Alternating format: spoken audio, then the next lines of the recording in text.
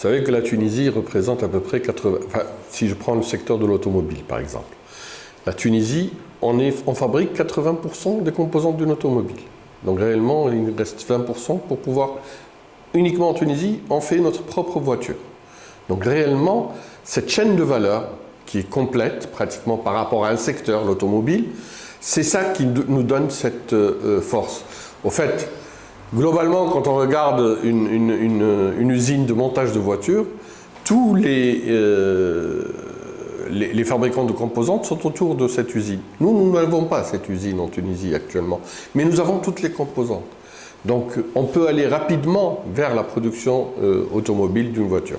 Si on prend la chaîne de valeur de l'aéronautique, c'est pareil aussi.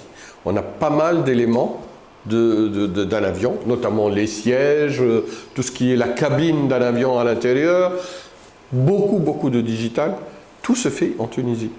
Et c'est ça qui donne notre force. En fait, il y a une complémentarité entre tout le monde. On a, et notre force, c'est essentiellement nos talents. Nous avons des talents, nous avons des ressources humaines.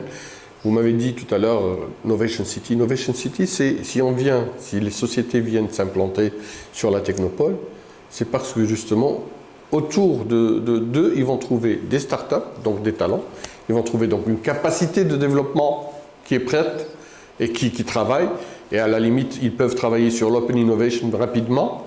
Ils vont trouver des centres de recherche et des outils, énormément d'outils, de matériel, d'analyse, de matériel de test, de matériel pour la production de prototypage. Tout ça est là pour justement créer de la valeur. Et c'est ça notre force réellement. La deuxième actuellement problématique, c'est comment retenir nos ressources humaines. Parce que nos ressources humaines sont demandées partout dans le monde. Et on est en train de voir que énormément de ressources humaines, notamment des hauts cadres, quittent la Tunisie pour aller travailler en Europe, voire même en Afrique, puisqu'ils sont... Vous savez que pratiquement toutes les multinationales qui sont au Maroc sont gérées par des Tunisiens. Donc réellement, notre capacité de ressources humaines et de haute valeur ajoutée est en train de... Donc il faudra vraiment travailler sur cette partie-là aussi pour pouvoir retenir nos ressources humaines sur le marché local.